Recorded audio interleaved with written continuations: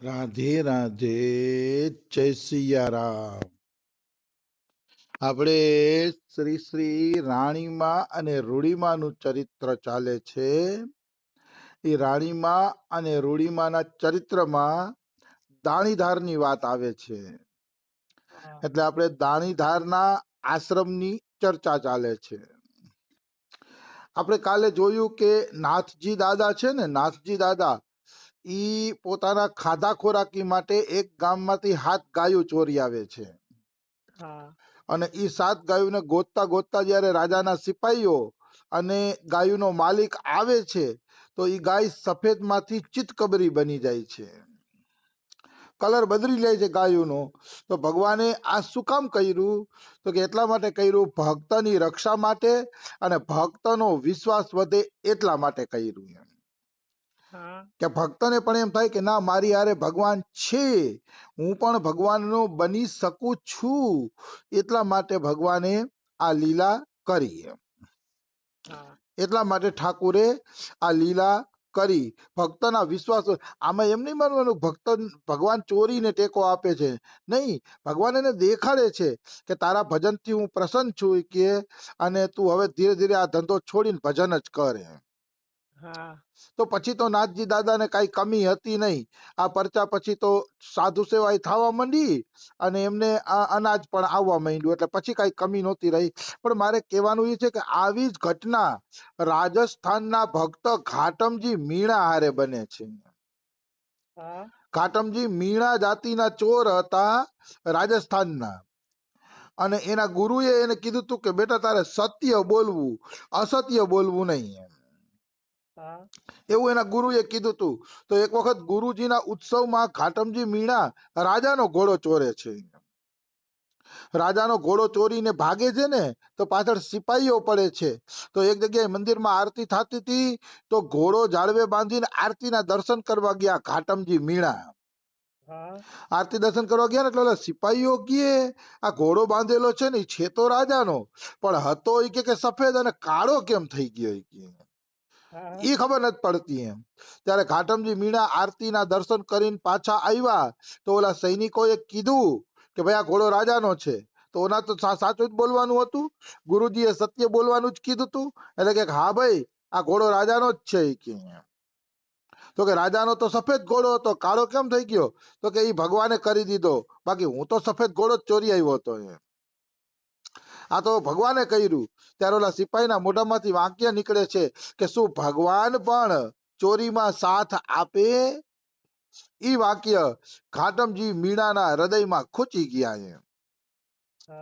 એ ખૂચી ગયા ઘાટમજી મીણાના હૃદયમાં, અને એને નક્કી કર્યું કે મારી સાથે મારો ભગવાન પણ બદનામ થાય છે, એટલે હવે મારે આ ચોરીનો ધંધો છોડી દેવો જોઈએ. આ રીતે ઘાટમજી મીણાએ પછી સંકલ્પ કર્યો અને ચોરીનો ધંધો છોડી દીધો. તો રાજાએ એને પોતાનો ખજાનચી બનાવી લીધો. રાજા એને પોતાના ખજાનચી બનાવી લે છે. કહેવાનો ભાવ શું છે કે ચોરીમાં ટેકો આપ્યો ભગવાને, પણ એના સુધારવા માટે આવ્યો, નહીં કે એને બગાડવા માટે. એવી રીતે નાથજી દાદાને પણ ભગવાને ચોરીમાં ટેકો આપ્યો, હાથે ગાયોના કલર ફેરવી દીધા, પણ એને સુધારવા માટે. કારણ કે પછી એને થઈ ગયું કે આટલી કૃપા ભગવાનની હોય તો હવે ભગવાનનું નામ બદનામ થાય માટે ચોરી કરવી જ નથી. પછી ઈ ક્યારેય ચોરી કરતા નથી નાથજી દાદા, અને ત્યારે જરૂર નહોતી. પછી તો રાજા એના ઉપર ઓવારી ગયો હતો, એટલે રાજા જ બધી વ્યવસ્થા પૂરી પાડી દેતા. એટલે પછી એને કઈ બહુ જાજી ચોરી કરવાની જરૂર ન પડી, અને આજુબાજુમાં સંત તરીકે ખ્યાતિ થઈ ગઈ આ પરચાના કારણે. એટલે અપને આપ એને છે ને ટુકડો આવવા માંડ્યો. અપને આપ અનાજ ભોજન આ તે ગામવાળાને બધું દઈ જતા, તો અપને આપ એનું પછી હાલવા માંડ્યું. ચા પર કૃપા રામ કી હોય, તા પર કૃપા કરે સબ કોઈ. એક વખત ભગવાન કૃપા કરે છે પછી જીવને કઈ કરવાનું રહેતું નથી. પછી તો ઈશ્વર આપણે આપ એનું બધું હલાવે રાખશે, કરે રાખશે, એમાં કોઈ એટલે કોઈ પણ પ્રકારની શંકા નથી. બિલકુલ આવી વસ્તુ છે. તો નાથજી દાદાની આજે જીવનની પહેલી ઘટના હતી કે એને દાણીધારની સ્થાપના કેમ કરી એનું વર્ણન કર્યું. હવે આપણે આગળ વર્ણન કરીએ તો પ્રાચીન સમયની અંદર જે દરિયો હતો ને, એ દરિયો દાણીધારના જગ્યાના કિનારા સુધી હતો એમ. હા દાણીધારની જે જગ્યા છે ત્યાં સુધી સમુદ્ર હતો. અત્યારે દાણીધારથી સમુદ્ર ઓછામાં ઓછો 60 કિલોમીટર પાછો વયો ગયો છે. ઓહો 60 કિલોમીટર. પણ એમ પ્રાચીન સમયના સંતો અને લોકોનું એવું કહેવાનું છે કે પેલા દરિયો દાણીધારની જગ્યા સુધી હતો. ત્યારે આ જામનગર જિલ્લો કે જામનગરના જે દરિયા કિનારાના ગામડા છે ને એ બધા તો પાણીમાં હતા. ઈ ગામડા હતા જ નહીં. હા દરિયો જ દાણીધાર સુધી હતો તો પછી ક્યાંથી ત્યાં સુધી હોય એમ. તો કે ત્યાં સુધી હતો તો 60 કિલોમીટર દરિયો પાછો કેમ વયો ગયો? હા તો સંતોનું એવું કહેવાનું છે કે પ્રાચીન સમયમાં દાણીધારની જગ્યા મુડીલા ગામની આસપાસ સંત અગસ્ત્ય ઋષિ ભજન કરતા હતા. હા અગસ્ત્ય ઋષિ ભજન કરતા હતા. એટલે ઓલા અસુરો શું કરે, રાત્રે આ સંતોને હેરાન કરવા આવે. હા રાત્રે સંતોને હેરાન કરે, પરેશાન કરે, મારપીટ કરે, કોઈને ઉપાડી જાય, કોઈને ખાઈ જાય, કોઈના યજ્ઞ તોડી નાખે, યજ્ઞની કુંડી તોડી નાખે. આવી રીતે સંતોને હેરાન કરે. અને રાતે રાક્ષસોનું જોરે વધુ હોય, સમજાણું? હા એટલે આ રીતે એને રાક્ષસો હેરાન કરતા હતા. અને પછી હેરાન કરીને દરિયામાં ઘૂસી જાય. તો હવે રાક્ષસોને દરિયામાં સંતો ક્યાં ગોતવા જાય એમ? હા દરિયામાં તો ગોતવા જઈ શકે નહીં.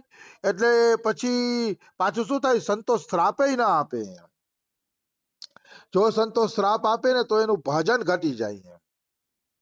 શ્રાપ આપવાના અંતે કઈ હેલી વાત નથી એમ. જો હા તમે કોઈને શ્રાપ આપો છો ને તો તમારા ભજનમાંથી ભજન ઓછું થાય છે. એટલે જ અમારા બાબા કહે કોઈ દી કોઈને શ્રાપ અને વરદાન આપવું નહીં. હા શ્રાપ અને વરદાન દેવાથી ભજન ઘટે છે. કાલે જ શ્રીમદ ભાગવત ગીતાજી માંથી હું વાંચતો હતો, જયદયાલ ગોયંકાનો લેખ. શ્રીમદ ભગવત ગીતાજી માંથી વાંચતો હતો, જયદયાલ ગોયંકાનો લેખ. એમાં જયદયાલ તો એમ ત્યાં સુધી કહે છે કે ટપાલમાં એવું નહીં રાખવાનું કે ઠાકોરની કૃપાથી ધંધા પાણી હારા હાલે છે, ઠાકોરની કૃપાથી અમે જલસામાં છીએ, ઠાકોરની કૃપાથી બધું ભૈરું પૂર્યું પરિવાર છે, આમાંય ઠાકોરનું નામ નહીં લેવાનું. એ કહે હા ભગવાનનું ભજન તો નિષ્કામ ભાવે કરવું જોઈએ. જયદયાલ ગોયંકા ટપાલમાં એવું ન લખતા કે ઠાકોરજીની કૃપાથી ધંધો હારો હાલે છે. કે એવું લખવાનું નહીં. અરે ધંધામાં તો ઠાકોરજી થોડા છે. કે ઠાકોરજી તો પ્રેમ કરવા માટે છે. ઠાકોરજી તો આપણા પોતાના છે, આપણા પ્રિયજન છે. આવી વસ્તુ છે, સમજાણું? તો કહેવાનો ભાવ શું છે? કહેવાનો ભાવ એ છે કે ઠાકોરજી ને સકામ ભાવે ન ભજો. જયદયાલ એમ કહેવા માંગતા હતા કે તમે ગમે એ કરો પણ ઠાકોરજીને સકામ ભાવે ભજો નહીં. સકામ ભાવે ભજવું ને એ બેકાર વાત છે. હા એનાથી કઈ મળતું નથી, એવું જયદયાલ ગોયંકા કહે છે. તો આજે અગસ્ત્ય ઋષિના સંતો હતા ને, એને રાક્ષસો હેરાન કરી જતા ને તો એ શ્રાપ ન દેતા. કારણ કે શ્રાપ દેવાથી એનું ભજન ઘટી જાય. હા તો બધા કે હવે શું કરવું? એ કહે આ તો બહુ હેરાન કરે છે અસુરો, હવે શું કરવું? ત્યારે પછી અગસ્ત્ય ઋષિ એ દરિયાને 60 કિલોમીટર પાછો ઠેલવી દે છે. હા એ દરિયાને 60 કિલોમીટર પાછો અગસ્ત્ય ઋષિ ઠેલવી દે છે. ત્યારથી દાણીધારની જગ્યા જામનગર જિલ્લાથી 60 કિલોમીટર આગી વહી ગઈ.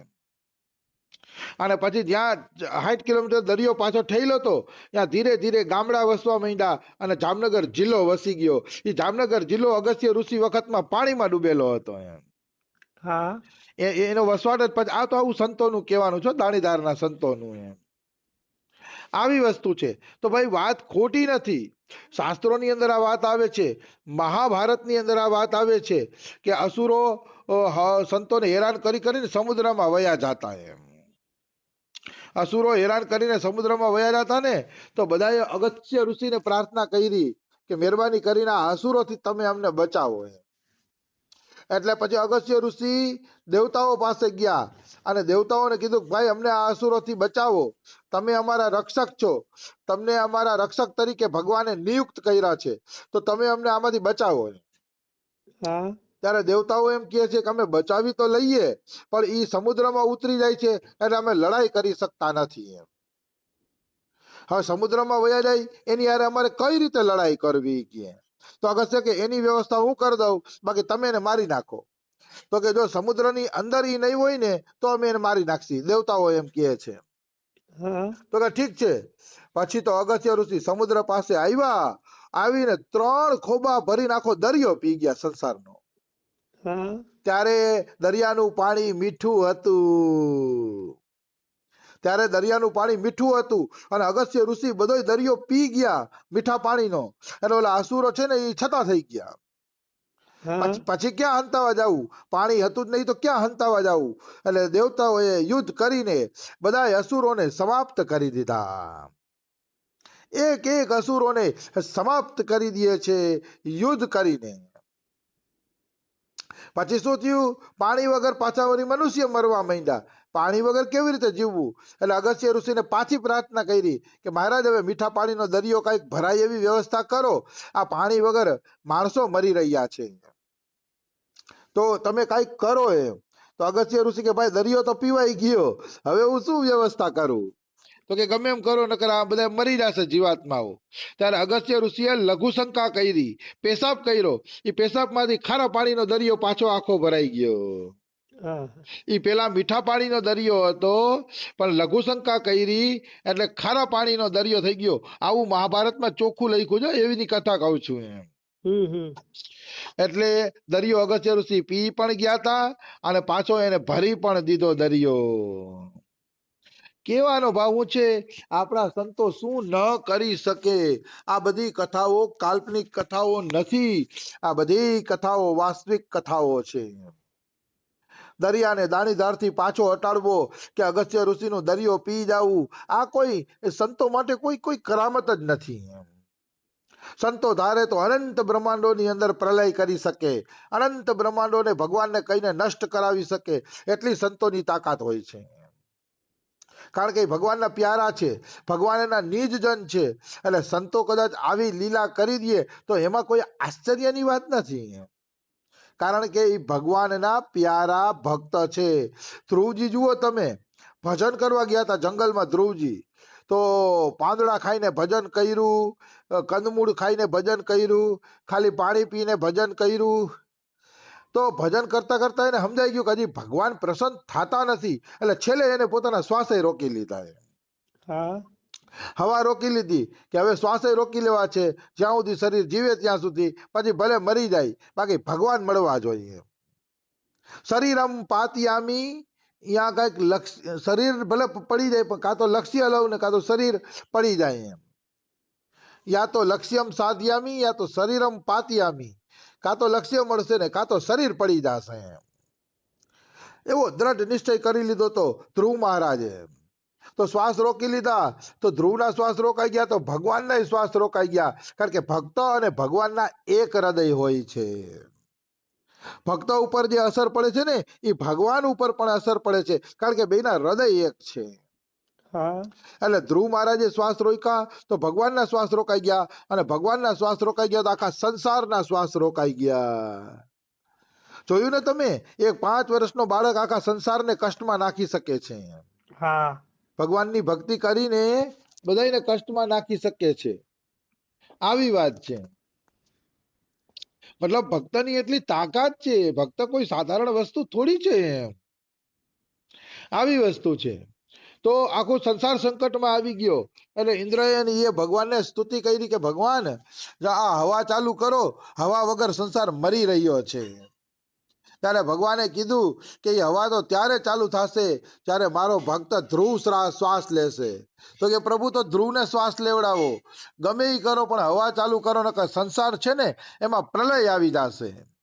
પછી વિષ્ણુ ભગવાને ધ્રુવને દર્શન દીધા. દર્શન દઈને ધ્રુવજીના શ્વાસ ચાલુ કરાવ્યા. એના શ્વાસ ચાલુ થયા ત્યારે સંસારમાં બધાએ શ્વાસ લેવાનું ચાલુ કર્યું.